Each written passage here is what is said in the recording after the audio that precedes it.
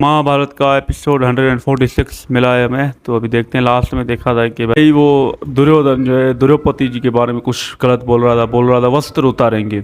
उसके बाद यार हम भी थोड़ा परेशान हो गए, देखो यार ये क्या हो गया, ये कमीना क्या बोल रहा है। और एपिसोड में नहीं मिले थे तो इस वजह से लेट हो गए, लेकिन अब मिला है, देखते हैं भाई क्या होता है। तो प्ले करें। वस्त्र उतारे थे अपनी सभा में,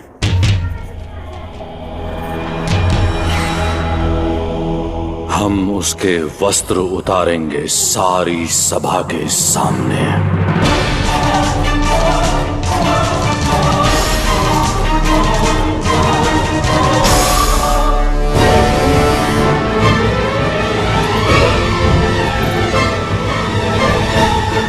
साम्राज्ञी द्रौपदी को वस्त्रहीन करोगे? दासी द्रौपदी को वस्त्रहीन करूंगा मामा श्री, तभी मेरे अपमान की अग्नि शांत होगी मामा श्री।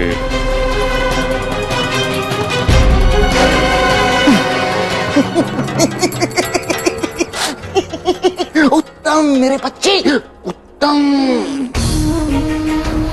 पांच पतियों के साथ रहने वाली स्त्री की वास्तविकता क्या है, ये सारा संसार जान लेगा।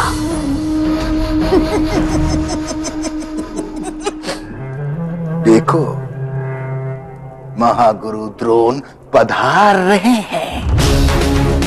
गुरु द्रोणाचार्य की जय, गुरु द्रोणाचार्य की जय।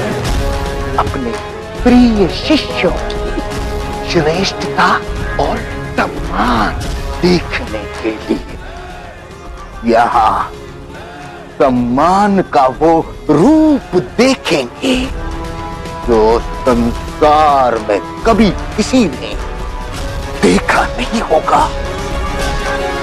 सम्राट प्रसन्न रहे। नहीं गुरुदेव, शिष्य कभी गुरु के प्रणाम का अधिकारी नहीं बन सकता। नदी का मूल उसके मुख से ऊपर किस प्रकार हो सकता है? इतनी सफलता पाने के बाद भी तुम्हारे हृदय में अहंकार नहीं आया पुत्र, इस बात से मैं प्रसन्न हूं। किंतु एक बात स्मरण रहे, सफल व्यक्ति की अच्छाई से लोगों की ईर्ष्या कम नहीं होती, बढ़ती है। जरासंध के प्रति लोगों की ईर्ष्या कम थी, किंतु तुम्हारे प्रति लोगों की ईर्ष्या बहुत अधिक। आज इस द्युत सभा का आयोजन इसी कारण से किया गया है गुरुदेव। जानता हूं तुम कभी अधर्म नहीं करोगे, इतना तो मैं जानता हूं, किंतु एक वचन दो पुत्र, यदि अधर्म होते हुए देखोगे तो उसे क्षमा नहीं करोगे।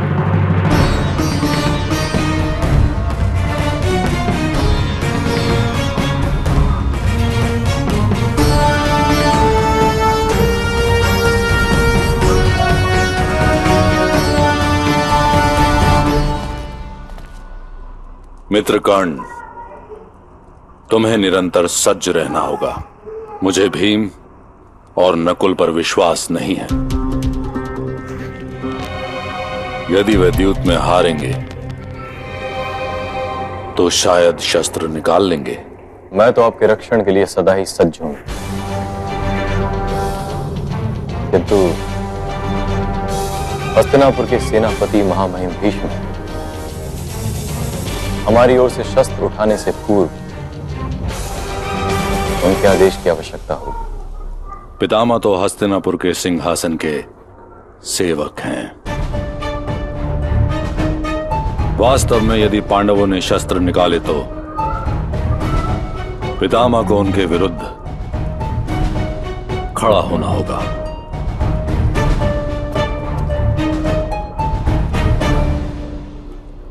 पुत्र दुर्योधन,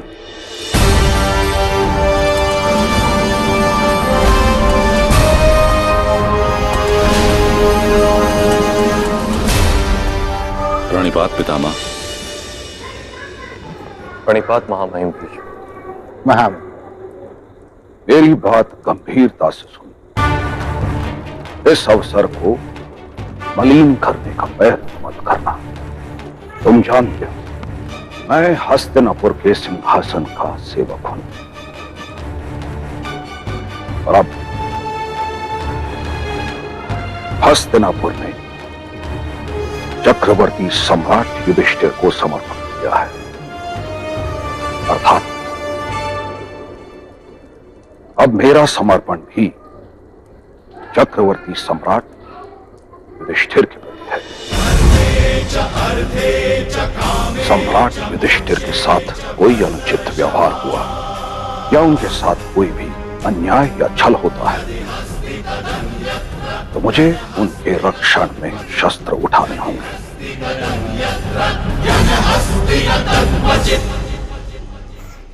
तुम समझ रहे हो ना? जी हां, अवश्य पितामह। पर मैंने तो इस अवसर का आयोजन ही करवाया है पुराने बैर भूलने के लिए। सम्राज्ञी द्रौपदी के साथ मैंने जो व्यवहार किया था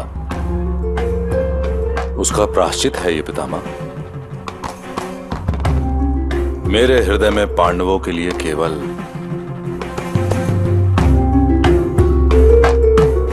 प्रेम ही है और वही बना रहे, उसी में सबका लाभ है।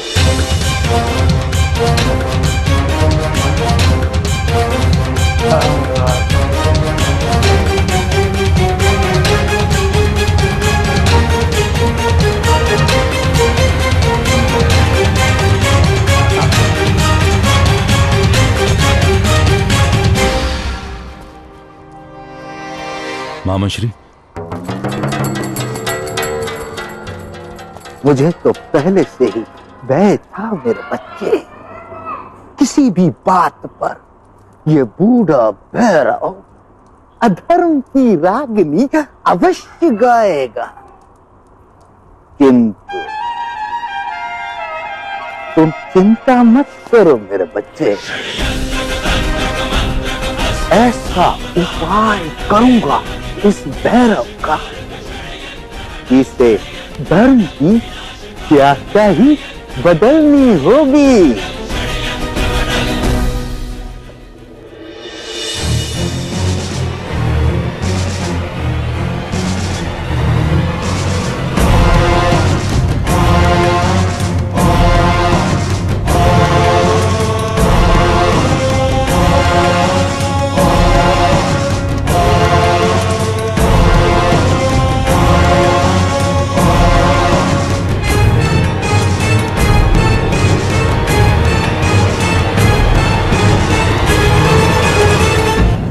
सम्राट प्रसन्न हो।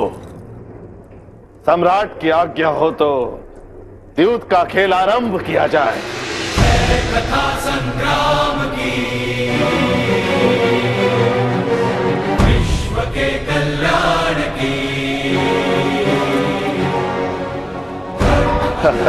अब आसन ग्रहण कीजिए। कथा परमार्थ की, महाभारत।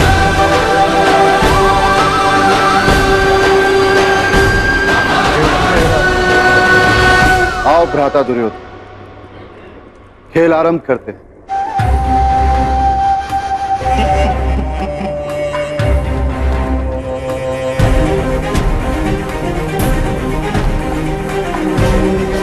प्रणिपात सम्राट। सम्राट की आज्ञा हो तो मामा श्री कुछ कहना चाहते हैं। अवश्य।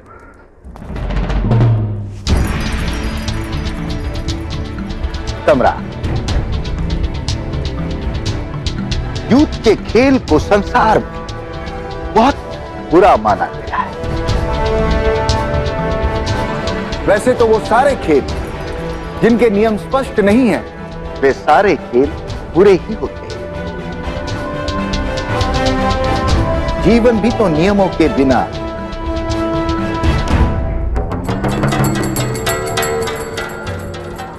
दुखदाई होता है। सम्राट, इसलिए खेल आरंभ करने से पहले हमें नियम स्पष्ट करना आवश्यक है। बताइए मामाजी, क्या नियम? मैं नहीं नहीं सम्राट, नियम बनाने के लिए धर्म का गहन ज्ञान आवश्यक है, न्याय बुद्धि आवश्यक है, अनुभव आवश्यक है। और धर्म, न्याय बुद्धि और अनुभव, इन तीनों के धनी तो केवल महामहिम भीष्म है। महामहिम, मैं विनती करता हूं कि इस खेल के नियम आप ही स्पष्ट कीजिए, ताकि खेल आरंभ होने के पश्चात आपके पास कुछ भी कहने का अवसर प्राप्त न हो, यदि सम्राट की इच्छा। अवश्य। पितामह नियम स्पष्ट करें, वही उत्तम।